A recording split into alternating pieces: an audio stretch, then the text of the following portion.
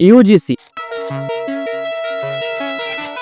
তো কি এই ইউজিসি বিল? দেখুন, এই বিল সিম্পল জিনিস বলেছে, এসসি এসটি ওবিসির যদি মনে হয় জেনারেল কাস্ট তাদের উপরে খারাপভাবে দেখছে, তাদের চলাফেরা মানে জেনারেল কাস্টের যদি চলাফেরাও খারাপ হয়, তাহলেও এই বিলের জন্য তাকে জেল খাটতে হবে, তাকে পেনাল্টি দিতে হবে। আরও একটা সিম্পল এক্সাম্পল দিয়ে দিই। ধরুন আপনার ছাত্রের মনে হচ্ছে যে আমার টিচারটাকে খুব পছন্দ হচ্ছে না, টিচারটা যে তাকাচ্ছে না সেটা খুব একটা ভালো না। ধরুন আপনি লেডি টিচার আর আপনি একটা কোনো ফিমেলের দিকে তাকাচ্ছেন, তবুও আপনি কিন্তু ফেসে যাবেন, কারণ এই অ্যাক্টে সেটাই বলা হয়েছে।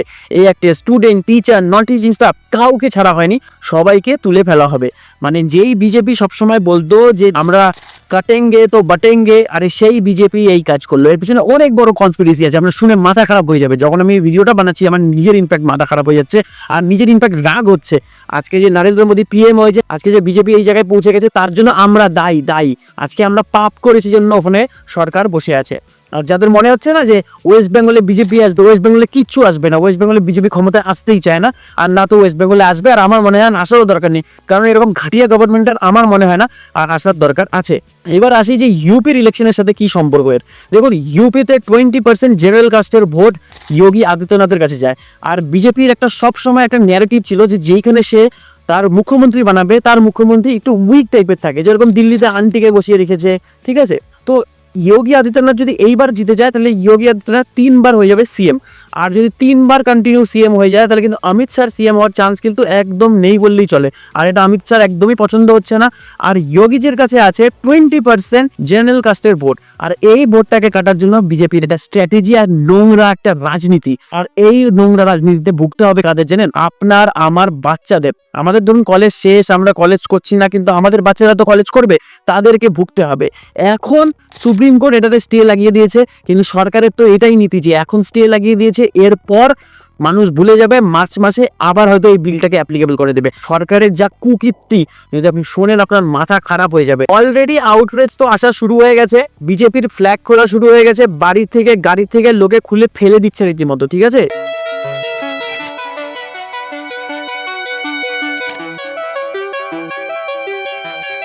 একটাই কথা আমি বলবো যে এখন দেশ বাঁচাতে গেলে যোগী আদিত্যনাথ যদি একটা নিজের পার্টি ফর্ম করে, আর আমার মনে হয় সেটা খুব তাড়াতাড়ি সম্ভব হতে চলেছে, কারণ বিজেপির সাথে এর যা ঝামেলা চলছে, তাতে আমার মনে হয় না যে যোগী আদিত্যনাথকে বেশি দিন এরা টিকতে দেবে। তো যোগী আদিত্যনাথ যদি একটা অন্য পার্টি বানায়, আর সেই পার্টি যদি সত্যিকারে হিন্দুত্বের জন্য কাজ করে, তাহলে সেই পার্টিকে ডেফিনেটলি ভোট দেওয়া উচিত, আর সেই পার্টিকে আগে নিয়ে যাওয়া উচিত।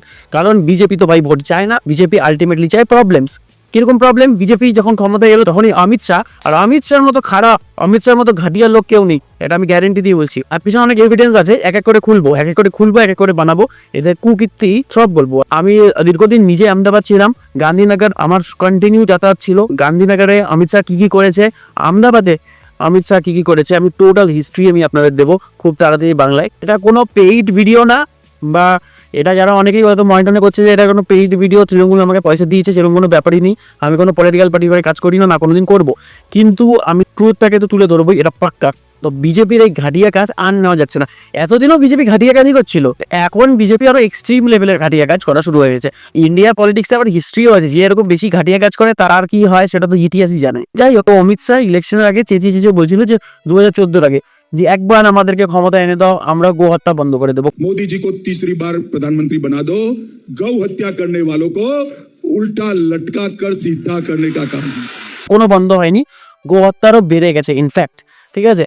ওটাকেও কাউন্টার করতে অনেকে আসবে না, ওটা গরু না, ওটা মোষ। আরে ভাই, মোষ মারুক গরু মারুক সবকিছু মরছে। হেমন্ত বিশ্ব শর্মা বলবে গোমাতা কি কতল বন্ধ होना चाहिए, हमारा देश में यूसीसी होना चाहिए, गो हत्या बंद होना चाहिए। एनो सरकार का काम नहीं है। কিন্তু বন্ধ হবে না, কারণ ওখানে তো ওনারই সরকার। এইখানে কেউ এসে বলছে যে নর্থ ইস্টের গরু মা না, আমাদের এখানকার গরু মা। মানে हमारे लिए कौन माता है? गाय माता है। ठीक ठीक है, समझ गया। जो नॉर्थ ईस्ट में खाया जाता है वो गाय है क्या? नहीं जी, उसका नाम है मिथुन। दोनों अलग अलग होते हैं क्या? जो गाय है उसका जूलॉजिकल नाम है बस इंडिकस। अच्छा। और जो नॉर्थ ईस्ट में खाया जाता है दैट इज बस टॉरस। तो हम होमो सेपियंस है ना? तो हम होमो सेपियंस है ना, ओरंगुटान नहीं है। कोई सेंसस बात? होमो इरेक्टस है ना, इसीलिए मैं कहना चाहता हूँ गाय माता है। मतलब एक खास प्रजाति की गाय को खाना वहां पर अलाउड है। गाय माता है, जर्सी गाय माता नहीं है ना, भारतीय गाय माता है। ये तो लेटेस्ट न्यूज़ है। আলাদাই লেভেলের চলছে এখানে গেম। কেউ এসে আইফোন দেখিয়ে বলছে যে কসমিক অরেঞ্জ, এটা অন্য কালার, ঠিক আছে। आईफोन 17 लॉन्च हुआ है और पहली बार उसका सबसे unique colour orange, cosmic orange आया है। ये सब संभव हुआ सिर्फ मोदी जी के कारण। তো এই জিনিসগুলো কন্টিনিউয়াসলি চলছে ন্যারেটিভ করা হচ্ছে শুধুমাত্র ভোট ব্যাংকের জন্য, কিন্তু কোনো ব্যাপার না, সরকারকে তো ছাড়া হবেই না, সরকারকে টেনে নামানো হবে দরকার হলে। কিন্তু যদি ধরেও নিলাম যে এই বিল পাস হয়ে গেল মার্চে, তবুও আমি বলবো যে ঘাবড়াবেন না, কোনো প্রবলেম নেই, কারণ রিজার্ভেশন ছাড়াও আমরা একটা জায়গায় পৌঁছে তো গেছি। তো আজকে যদি এটা হয় আমরা পৌঁছে যাব ঠিকই। আর যেই সব লোক চেঁচাচ্ছে না, মানে ভীমরাও আম্বেদকরের লোকজন, তাদেরকে একটা কথা আমি দিচ্ছি বলে, যদি প্রবলেম জেনারেলকে নিয়ে এতই থাকে যে ব্রাহ্মণকে মারতে হবে, ব্রাহ্মণকে কাটতে হবে, ঠিক আছে, এইসব স্লোগান তো উঠছে এখন নেট দুনিয়ায়, তো যদি কম্পিটিশন দিতে হয় তো একাডেমিক দিকে আসুন না, রিজার্ভেশন ছেড়ে দিয়ে লড়াই করুন, দেখবো। রিজার্ভেশনের জন্য তো চাকরি পেয়ে বসে আছেন সবাই, রিজার্ভেশন না থাকলে আপনিও জানেন যে আপনার ইকুয়ালিটি, চাকরি তো আপনি পেতেন না, ওই রিজার্ভেশনের কারণে চাকরি পেয়ে বসে আছেন। তারপরে বড় বড় কথা আবার। এই ভিডিওটা আমি কাউকে টার্গেট করে বানাইনি, আমি কাউকে উদ্দেশ্য করে বানাইনি। সরকারের কাছে আমার কিছু কোশ্চেন আছে, সেই কোশ্চেনগুলো আমি রাখলাম, জানি না হয়তো এরপরে আমি অ্যারেস্টও হয়ে যেতে পারি, কিন্তু আমি একটাই কথা বলবো যে যারা এইসব কথা বলছে তারা এইসব কথা বলো না।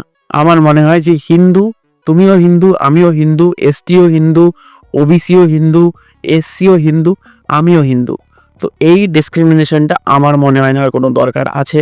আর সরকার এটাকে ইচ্ছে করে কেন বাড়াচ্ছে সেটা তো আমি বললামই যে ভোট ব্যাংকের জন্য, কিন্তু আমাদের নিজেদের মধ্যে দেখুন, আমার অনেক বন্ধু বান্ধব আছে এসসি এসটি ওবিসি, আপনারও আছে, সবারই থাকবে, এসসি এসটি ভাইদেরও জেনারেল ফ্রেন্ড সার্কেল আছে, সবার থাকবে, একটা নর্মাল ব্যাপার। তো আমাদের মধ্যে যাতে কোনো আউটরিচ না আসে, তাহলে কিন্তু সত্যি একটা বড় প্রবলেম হয়ে যাবে, আর সত্যি একটা সিভিল ওয়ারের মতো কিন্তু পরিস্থিতি তৈরি হবে। কিন্তু সরকার চাইছেই যে সিভিল ওয়ার হোক, কিন্তু অ্যাটলিস্ট আমাদের মনে হয় যে আমরা সবাই মিলে এসসি এসটি ওবিসি কারোর সাথে কারো কোনো প্রবলেম নেই।